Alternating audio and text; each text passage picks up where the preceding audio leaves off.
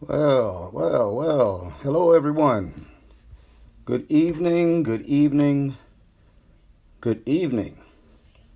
Pastor Thomas Dixon here. Dixon for mayor. Waiting to see if we can get some folks on. Let me see. How do I do this? I wonder. Yeah, I hope everybody had a great day. I've had a long one myself. It's been a long couple of days. But that's all right. It comes with the territory. Many people say that, seems like Pastor Dixon is everywhere. Well, I'm only that way because there's a necessity in our community. Hey, Robin. Hope you're feeling better. Would love to come up and visit you, come to the Augusta area, and looking forward to the museum opening.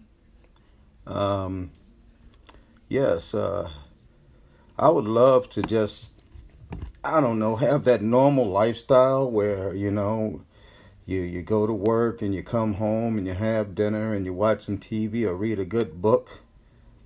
Oh, I decided to change up, Robin. I put on Enough is Enough tonight.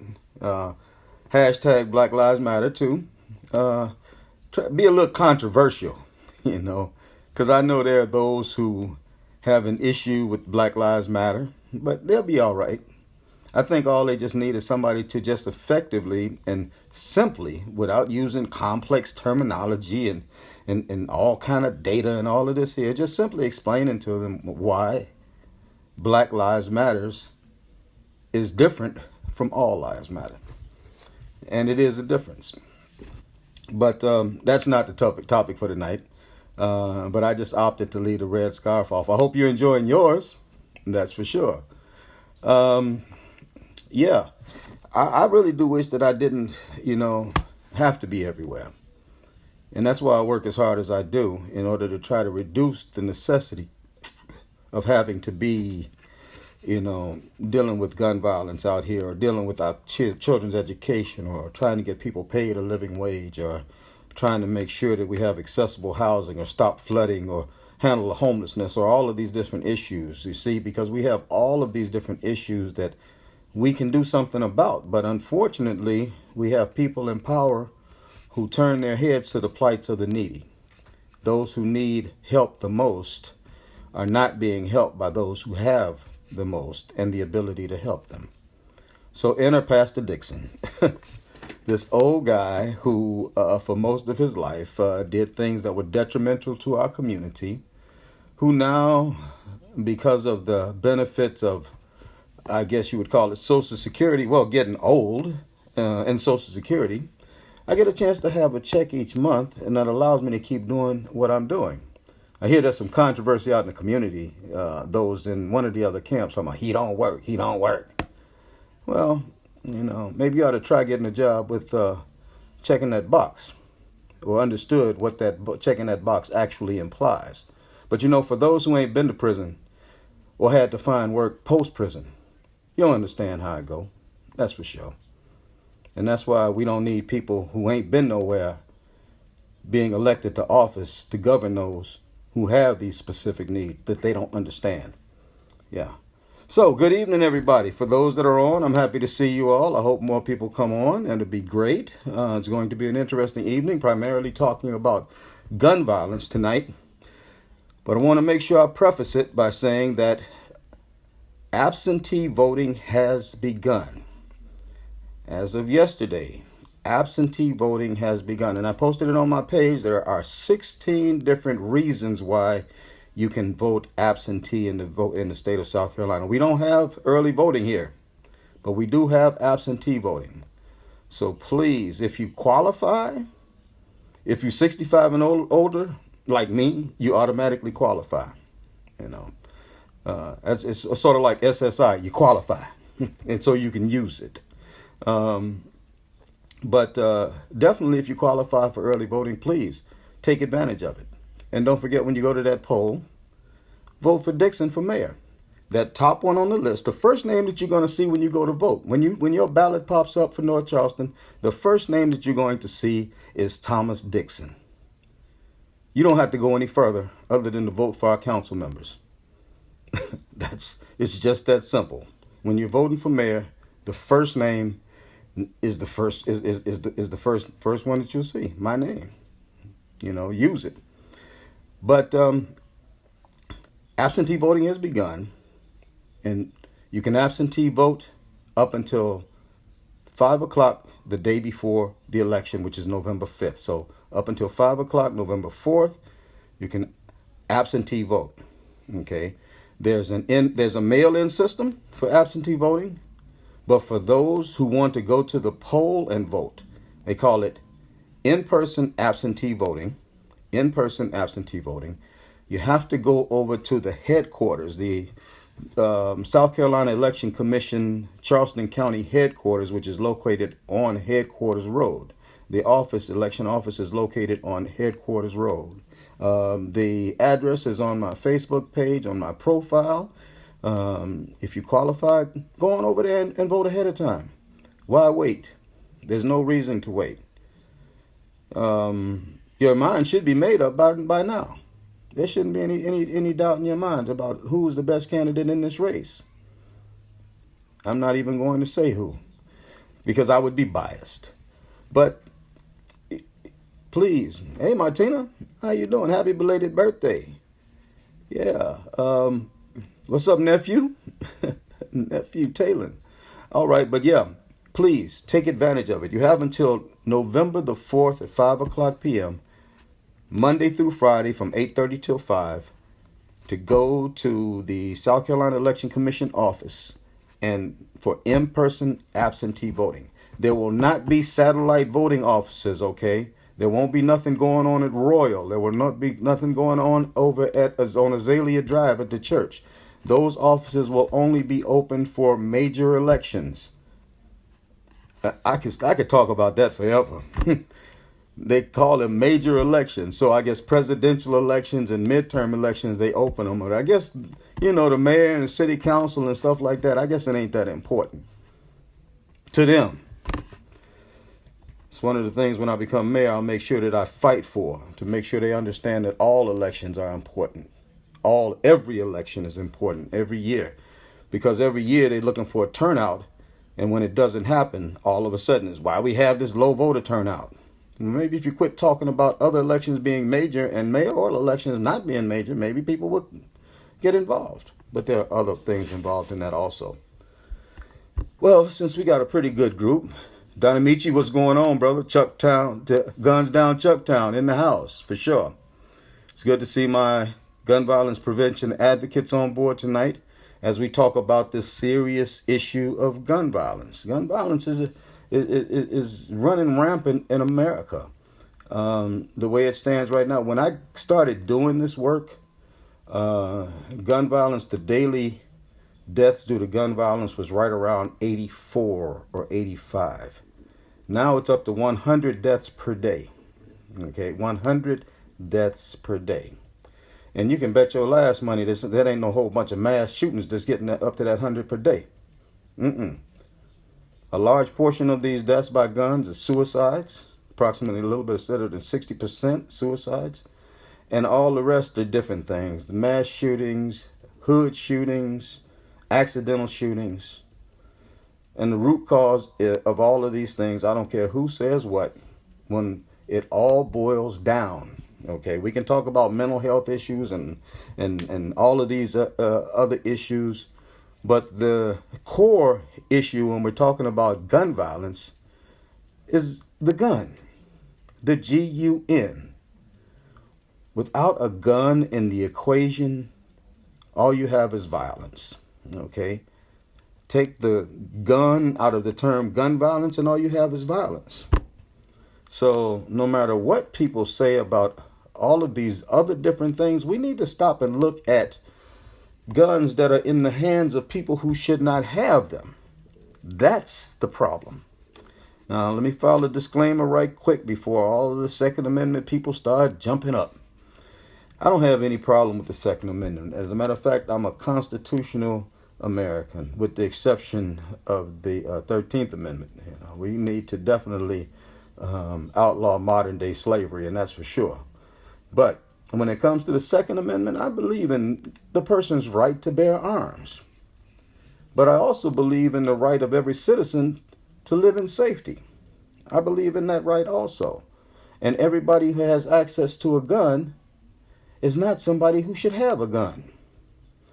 Everybody who has access to guns doesn't go through the legal methods of going into a gun shop, having the legal paperwork filed in order to purchase that gun, purchasing that weapon for themselves, taking that home, once approved, buying that weapon and taking it home and securing it properly.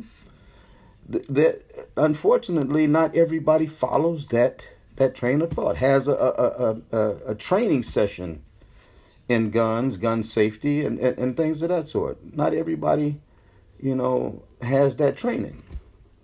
So we got a problem. And that problem is guns in the hands of people who shouldn't have them. Now, with the media, mass shootings get predominantly the lion's share of the attention. But really, the pain of losing someone to gun violence is no different from somebody who lost a loved one when 15 or 20 people died.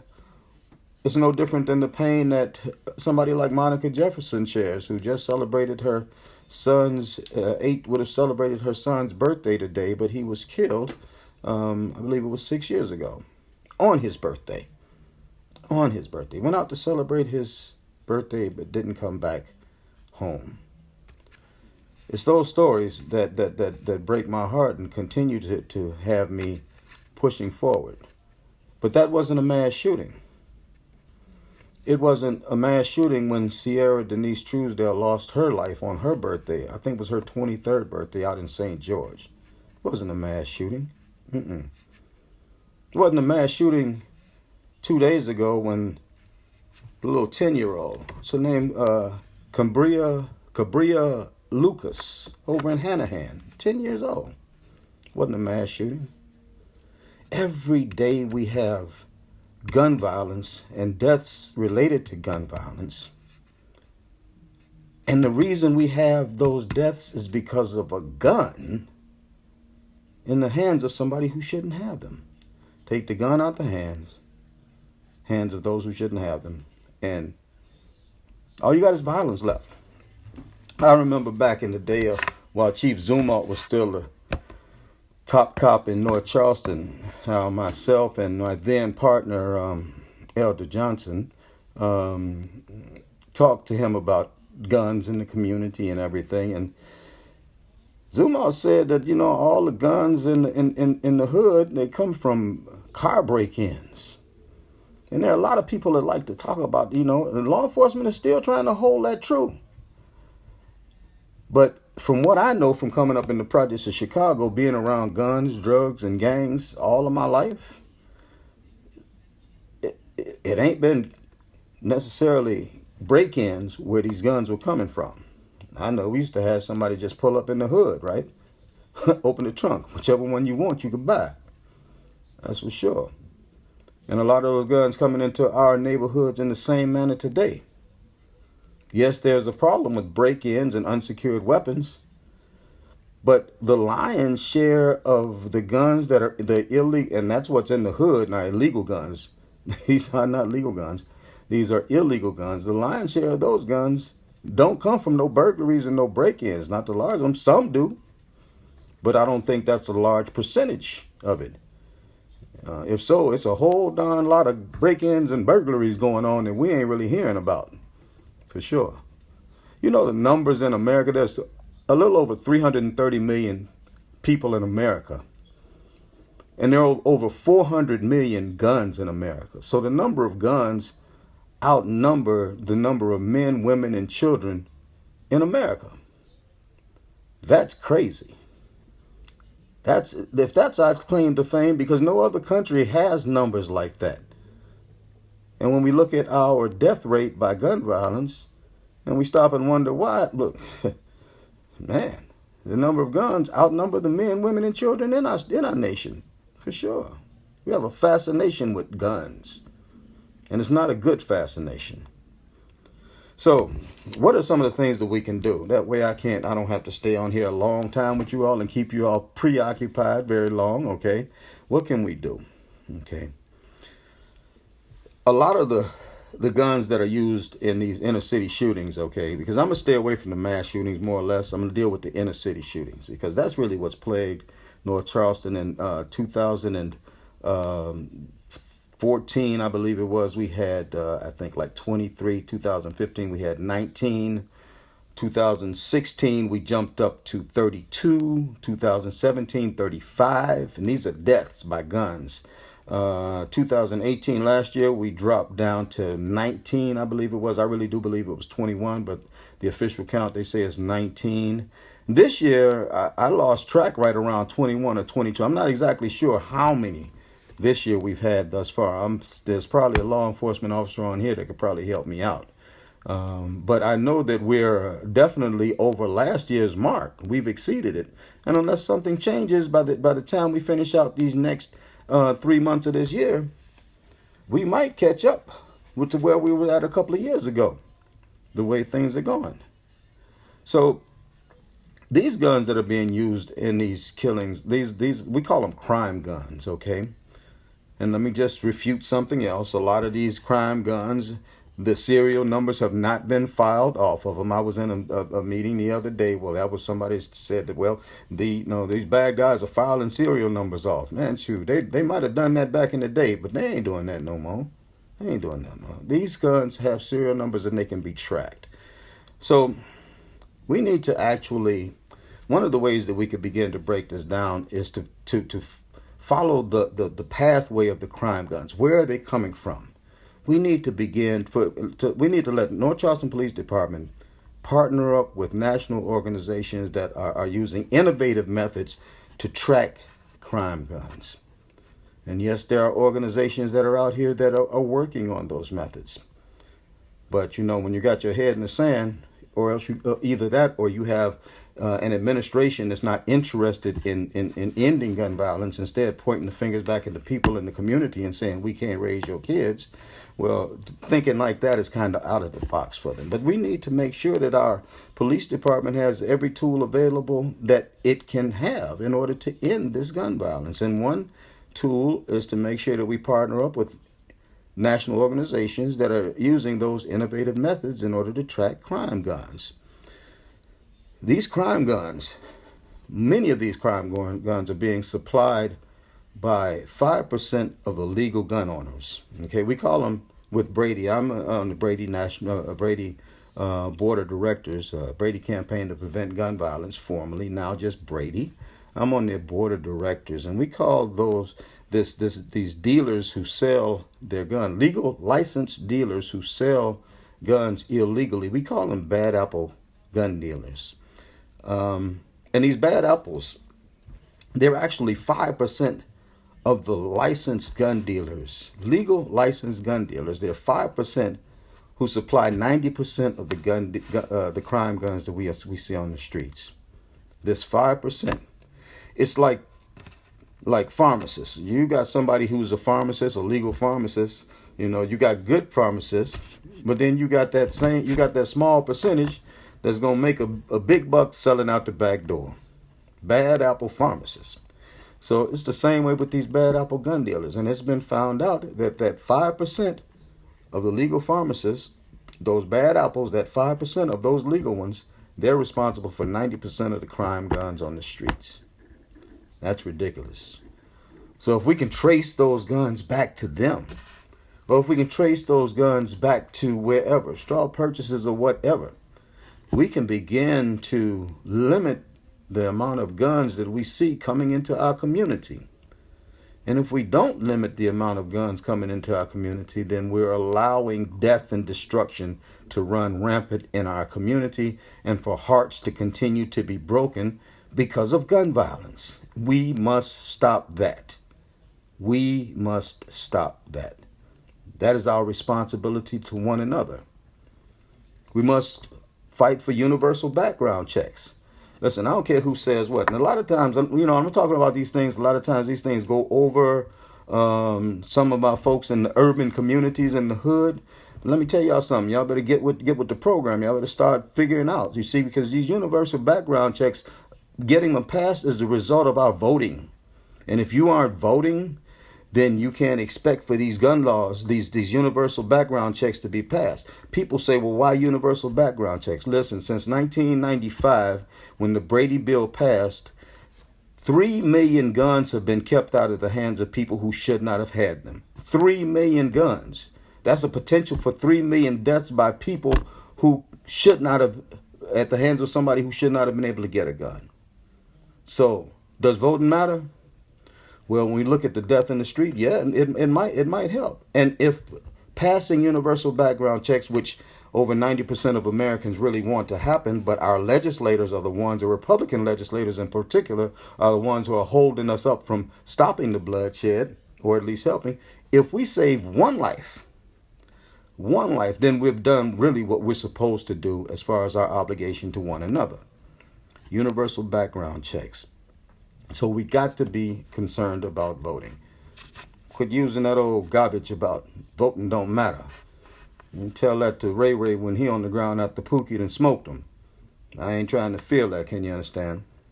Something else that we need to do is we need to make sure that we have stiffer penalties in place for illegal possessions. You know, right now, the police can pick up a person with illegal gun possession right now, and you go to court. This person will get a small, probably get a bond of some type, a low bond, and then ultimately wind up with back on the streets, and can go get another gun right away. We've got many murders that happen by people who were picked up with a gun and locked up for a day or two. They bonded out and went and got another gun and killed somebody. Because the judicial area, the judges, it's a revolving door for them. The police catch them with a gun, they go before the judge releases them, they go get another gun, the police catch them with a gun, they go before the judge releases them, they go back out on the street, they get another gun, and it's a revolving door. So we need to make sure that there are stiffer penalties involved with people who feel like they want a tote gun illegally, okay? Once again, if you go through what it takes in order to own a firearm, I'm in favor of it. Do what you're supposed to do, the right thing. But for those who are in illegal possession of firearms, there needs to be stiffer penalties involved once caught. You ain't gonna run around here toting no gun and then get picked up by the police and then be back out on the streets to go pick up another gun and go kill somebody. Is that outside of the mayor's purview? Yes, it is. But you see, I believe in a strong bully pulpit. You give me a voice. I'm an activist right now, and I've been an activist. I've been out here in the streets fighting as Pastor Dixon and not really getting nowhere. But give me that mayor's bully pulpit. Oh, yeah, we going to make some changes. There's some judges over here that better stand up and look out, because we going to check their record. And if they've been letting killers back out on the street, we're going to find out why. And we're going to hold them accountable for it. That's for sure. Do your job, because I'm going to do mine as mayor of North Charleston. You can believe that. There are other methods. This is the 21st century. We got all kinds of things going on. Some things that's beyond the hood area, okay, like having, smart bullets or smart weapons, where not anybody can pull a trigger. You have to have the specific chip on your person in order to be able to fire a firearm. Without the chip, it don't work. They're manufacturing bullets the same way. Okay, but once again, we have a gun lobby that's saying, no, we don't want to do that. We don't want to do that. And we got politicians being paid by the gun lobby to not do those things and save lives. It's crazy. But there's another method that we had in place in North Charleston years ago, right? It's called ShotSpotter. It's a gunshot location system, like a radar detection system. And we had it in place in North Charleston a little while ago, in its earlier stages when it was still new. But for whatever reasons, North Charleston decided that they would not continue to fund that thing that might save lives. And they say, well, it wasn't working. Well, I think this was like maybe 12 years ago or 10 years ago. Technology does happen to get better over time. And I know that I believe it was either last year or year before last, Councilwoman Jameson brought up the idea of using ShotSpotter again, and the rest of the council looked at her like, we ain't trying to think about what you did. She brought in the National Corporation representatives to talk to North Charleston City Hall. I was there for it, and I was looking at the faces of the other council people, and not all of them, but most of the mayor's people, and they were like, well, we tried this before. Listen, I'll tell you what, when it comes to technology don't work like us old folks, okay? We was young, now we old. Technology, what was old is now young and getting better every day. And there are countries throughout the world right now that are using ShotSpotter every day, and they attest to the validity of it and how well it works to protect their communities. ShotSpotter, what it does is it when a gunshot is fired, it actually triangulates the positioning of where the shot came from and relays a signal back to law enforcement so they can respond within a matter of seconds to a place where a shot was fired. What does that do? That gives them easier and quicker access to the shooter, one, easier and quicker access to the possible person who was shot so they can get that medical attention going, and overall, it identifies trouble spots too. The system is so sensitive that it will detect the difference between a firecracker and a gunshot. So they're not wasting any time with firecrackers. They're only responding to gunshots. And once again, why not? If it saves one life, if there's only one life saved, then we've succeeded. We've succeeded. But I guess the mayor and his folks didn't feel like that was worth reinvesting in or whatever. But we will. That's another method. And we can actually target areas until we could begin to break this down. Use one area, make sure that it's in these several areas where there's high gun traffic at and possibility of gun violence in those areas. We can focus on those areas, and then as the gun violence diminishes in those areas, and begin to isolate and break down different locations as it gets better, and use other methods. One of the biggest things that we need to do as a community, okay, some of this responsibility has got to get back into the community's hands, is that we need to make sure that we redefine snitching, okay? We need to redefine snitching. We need to redefine snitching in the streets, and we need to redefine snitching in law enforcement, okay? The thing is that when it comes to snitching was put into place, okay? Being a rat, okay? The no snitch rule involved people that were involved in a criminal activity, okay? If you and I did some dirt, right, and we agreed, okay, if we get caught, we ain't telling. We ain't gonna snitch, okay? Because we were both involved in this criminal activity. That was the original no snitch rule. But the bad guys, they redefined snitching to include any kind of reporting of any kind of criminal activity. If you tell on me, even though I had nothing to do with it, or you had nothing to do with whatever I do, they say it's snitching. But that ain't snitching. Folks, that's not snitching. Make sure you tell your children this, okay? Everybody on here, make sure you tell your children and somebody else about it. Give a message at school or something. That's not snitching. If you were not a part of the criminal activity that you've seen and you call law enforcement about it, you're not a snitch. You're reporting crime. You're making your neighborhood safe. You're putting a criminal, a murderer, somebody who might murder somebody in your house, getting them out of your community and making it safe.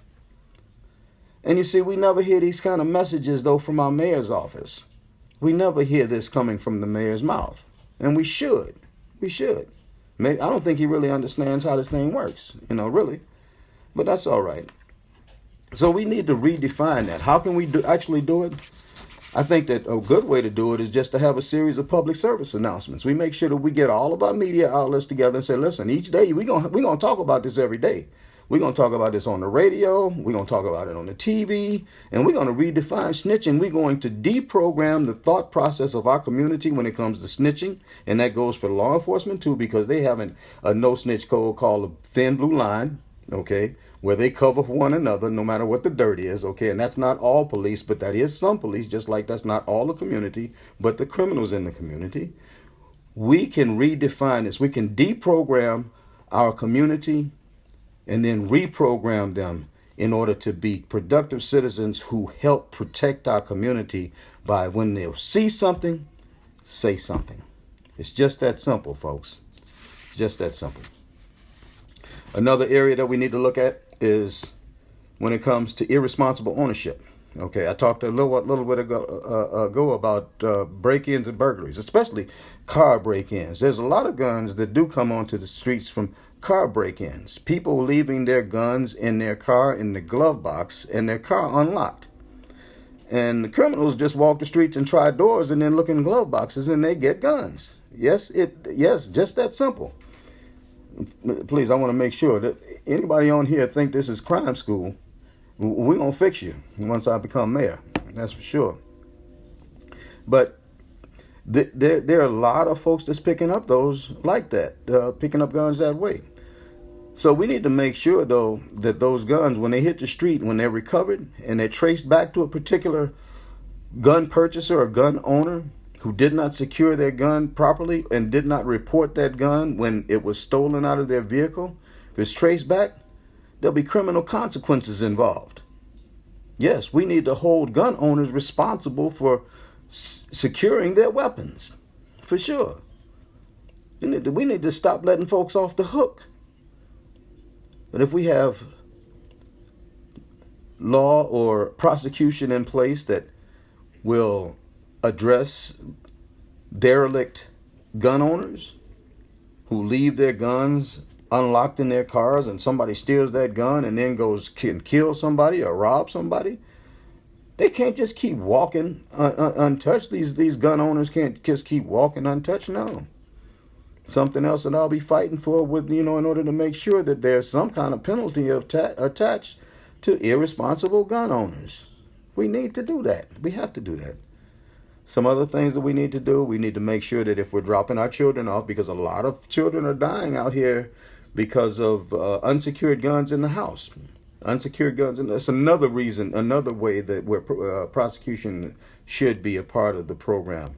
I really grieve for those parents who lose a child because they got a hold of an unsecured gun, or a friend got a hold of an unsecured gun. We had a shooting earlier this year, 2 shootings. One in the Wayland was, I think, a 6-year-old, and the other was a 1.5-year-old. And 2 days ago, I said it earlier, we had the 10-year-old in Hanahan, which is just on the other side of North Charleston city line, so it's really North Charleston. But I think this latest one was another matter of an unsecured weapon in the home. Yes, the parents will be grieving in these situations, but ultimately, and please, I don't want anybody to think I'm just that cold and callous, but until we get to understand that an unsecured gun in the home is not acceptable, and that children die and people die because of these unsecured guns in the home, there needs to be some accountability. Some type. We'll have to look at what that would look like. Okay. And I'm getting close to ending this. Okay. That's for sure. Another method that we can use. And, this is what I would call a comprehensive method. I got one of the opponents in this race that was talking about back in June. They had a comprehensive plan for gun violence, to end gun violence. And the only thing they talked about was jobs. And that's a component of it. The economic component of it is something, but that's not the whole thing. We need a multifaceted plan in order to end this gun violence, and that's for sure. And some of these things, this is comprehensive, what I'm talking about right here. Gun buybacks. Yes, we did them before, and we got antique rifles that didn't work and stuff like that off the street. Yeah, because the bad guys were like, man, I'm not giving up my nice piece. Shoot, I got this nice weapon. You gonna give me a gift card for Target to $20? Man, go ahead on out. Get on out, Jeff.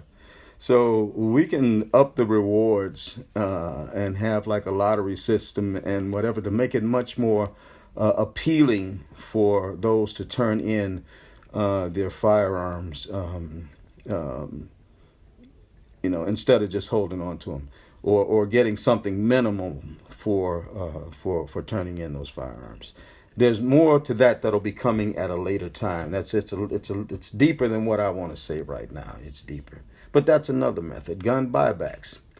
Also, we need to make sure that, and this is outside of the mayor's purview once again, within our school system, that we make the school system implement a conflict resolution class, not after school, not extracurriculum, not high school, but when the formative minds of children are like sponges, we need to hit them in second, third grade with conflict resolution classes, so they'll begin to learn how to resolve their personal issues without picking up a gun. If we start early enough, second grade, third grade, with a regular course, a regular curriculum each year, training our youngsters about conflict resolution, it actually might even have an impact on the bullying that we see every day in our schools.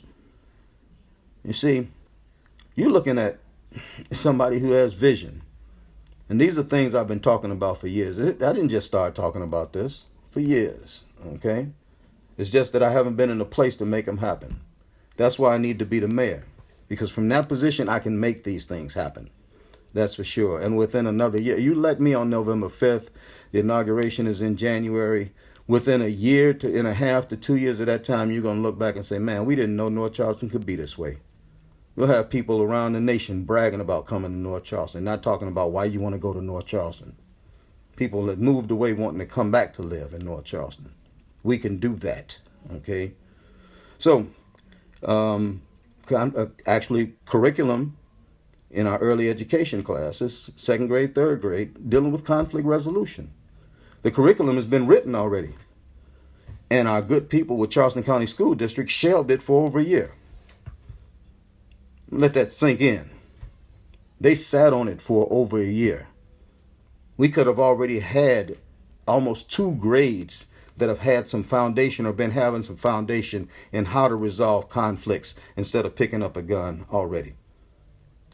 Man, Michael Jackson said, all I want to say is that they don't really care about us. Yeah, Charleston County School District, I'm talking about y'all. That's for sure. Shout out to my good friend Kevin Hollenshed. I appreciate you, brother. Charleston County School Board, that's for sure.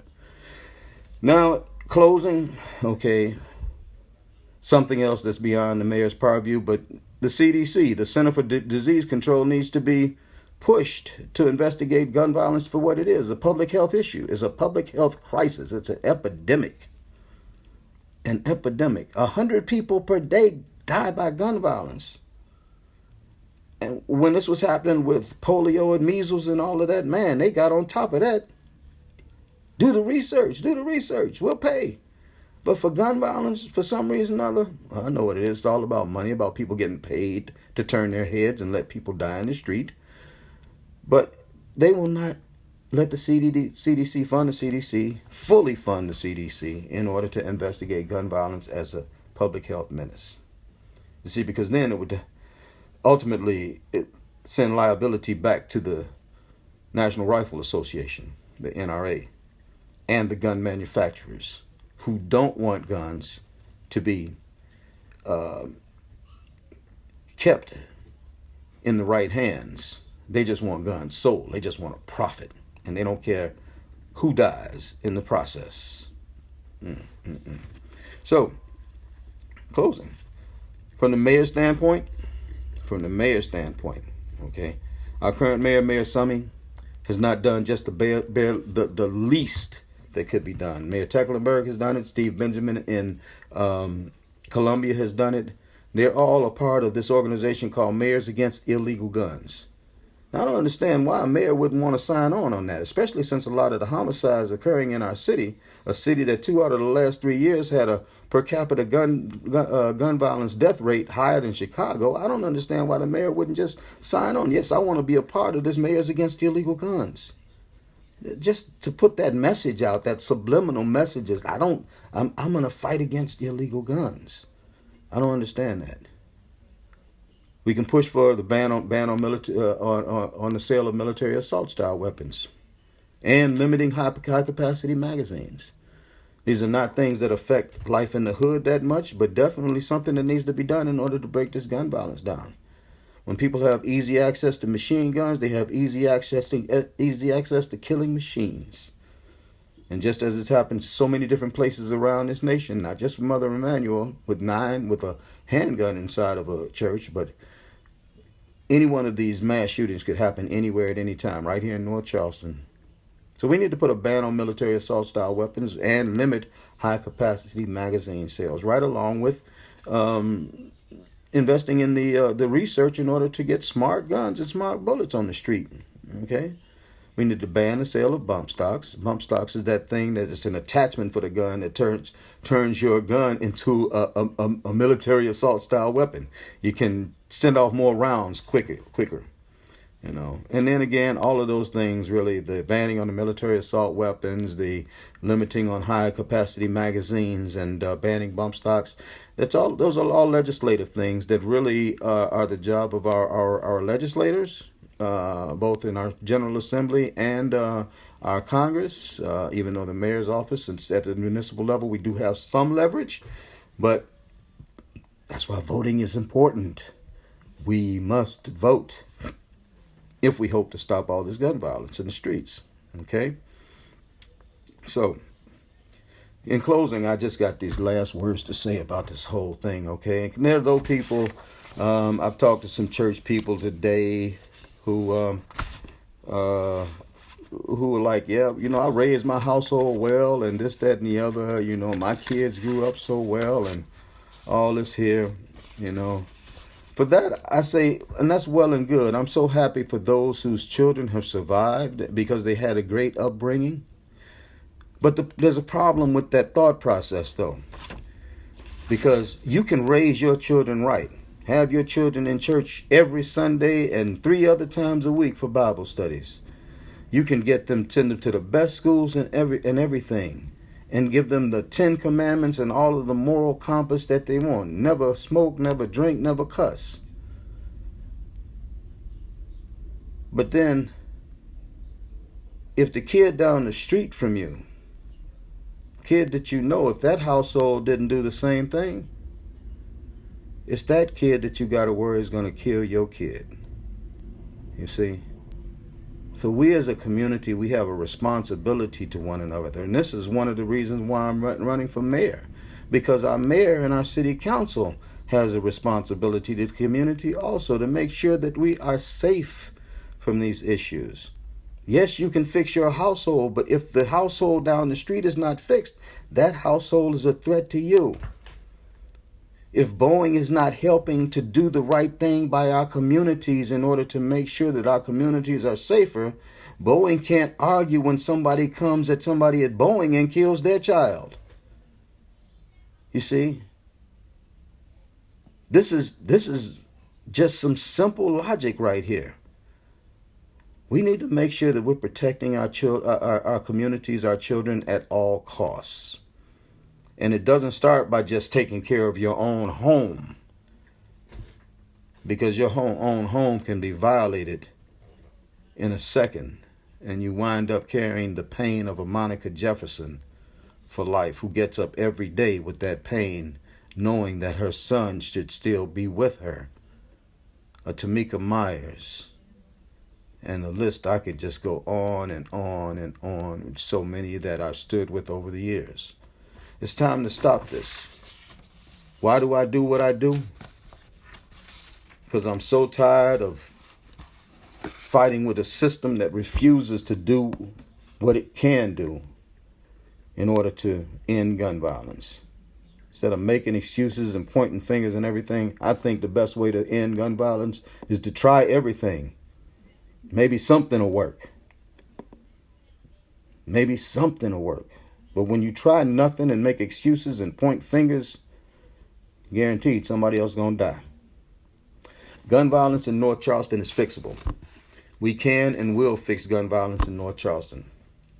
My plan is to break gun violence in North Charleston at least in half in the first 2 years of my administration. And ultimately, during my second term as mayor of North Charleston, okay, we will ultimately break gun violence down to 1 or 2 or less deaths per year by gun violence. We need to make sure that we're doing everything we can. I've got the background. I've got the history. I tell y'all this, I'm probably the only. You need that shirt, huh, Lisa? Hey, Lisa, thank you so much for the campaign song and the video, man. Y'all go on my page and check it out for sure. We all talking about unity, but yeah, we can fix this. We can fix this. I'm probably the only candidate in this mayoral race that's been shot at in a non-military situation. I grew up in the projects, straight up. I grew up in the projects. Been around guns, drugs, and gangs all my life, and ain't always been saved. So that might tell you something. Listen, I really appreciate everybody who was so patient with me tonight. I know I've rambled on a little bit, but it was some much needed conversation. So for all the haters out there, man, y'all just keep on hating. It's all good, for sure. Where does the song go? I can't hear you haters, And for those who were waiting on me to talk about the comprehensive plan, now you got it. So my friends on here, y'all, when y'all hear these things again, just know where you heard them at first, okay? Because there's folks that's been sitting around for a long time waiting on me to talk about these issues because they ain't got no plan, okay? But the plan is to cut gun violence as far down as possible, as fast as possible. And I'm sure Chief Burgess is on that page. And with the right leadership, with the right mayor, with the right collaboration, let me put it that way. And not only on the city level, but on the state and the federal level, with the right collaboration, he and I will make sure that we turn this thing around. Because I'm tired of marching, and I know he is too. Because we march and people die. We need to do some other things too. And I've talked about a lot of them tonight. Listen, I appreciate you all. Man, I love you all so much. Remember, absentee voting is in effect right now. Go to my Facebook page, look at my profile. You'll see the different categories. If you fall in one of those categories, you can go over on Headquarters Road behind the old Bilo off of Leeds Avenue. Is where the Election Commission office is. You can go there and cast your ballot if you're registered to vote. Okay, and if not, if you got to wait all the way up until November the 5th, man, just stay tuned because we got some exciting times coming up. Exciting times. Next Tuesday, I'm going to be at Luciano's, man, from 6:30 until 8. Y'all hit me up. Hit up the Dixon for Mayor Facebook page and make sure you let us know that you want to attend. We only got just so much space, but we want to pack the house, This is going to be shop talk. Shop talk. I'm just going to be sitting there chatting with folks. You got issues you want to talk about? Let's talk about them. Bring Ray Ray and Pookie out. Please. Please. Let them know. That brother running for mayor been up that road. He got a South Carolina number. He been about that life for over 30 years of his life. Come on out. Let's talk about it, okay? Following that, I'm going to be out at my man Faden Santana's shop on Remount Road in a couple of weeks. Faden is the one who took the Walter Scott video, if y'all remember. Okay, he's got a barber shop over on Remount Road, and I'm going to be out there. And also, I'm going to be at a couple of more places. Chucktown Seafood on November 3rd, a couple of days before the election. And also, I think at Destiny Cafe, Scott's Grand, with Regina and her team over there. So we got a lot of things coming up. Stay tuned. Keep checking my Facebook pages. And above all, begin to love one another, because that's going to be what it takes in order to turn this whole thing around. If our administrative people, our people in public office really love their people, we could really work in order to turn this thing around. But the people also have to love one another.